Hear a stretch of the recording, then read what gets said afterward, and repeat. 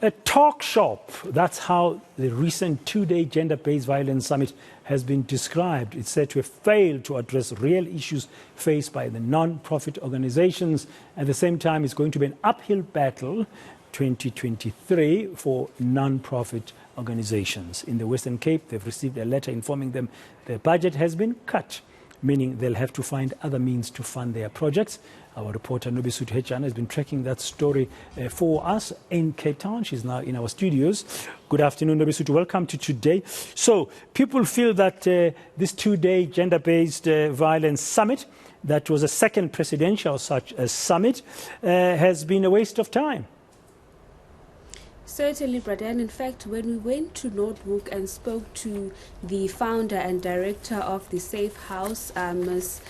Kathy Cronje, she was saying that if they don't have funding by the end of this month, they'll be forced to shut their doors, and this will impact 15 families that they're currently housing there, as they are also have offered tutors for children that are there because of the safety concerns and not allowing those children to go out due to some of the experiences that they've had or their parents. So she was saying that, back in 2018, there were promises made by the president about the funding, but them on the ground, they've never received even a single cent from that money. And again, this year, the president makes more announcements or promises, but still, they're not finding anything that will be tangible to ensure that their facilities are being operated and they have enough money to do so.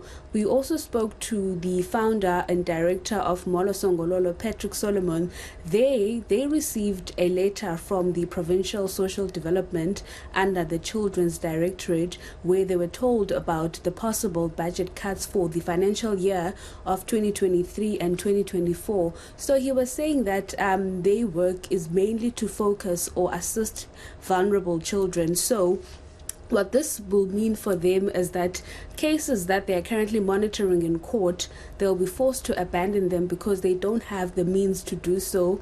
They will also be forced to lay some of their social workers who they work with in different communities, because they also do work in areas like Delft, Khayelitsha, and so forth. So he was saying that they've been able to continue their work even during the pandemic in 2020, but recovering from that financial situation has been hard. So this letter that they've received about budget cuts will further exacerbate the situation. So he was saying that, they're appealing to the government, they're appealing to those who have powers to assist these NPOs, because at the end of the day, this is where many people who need help go to first. And he was saying that there have been a number of facilities around the Western Cape that had to shut their doors because of the financial constraint.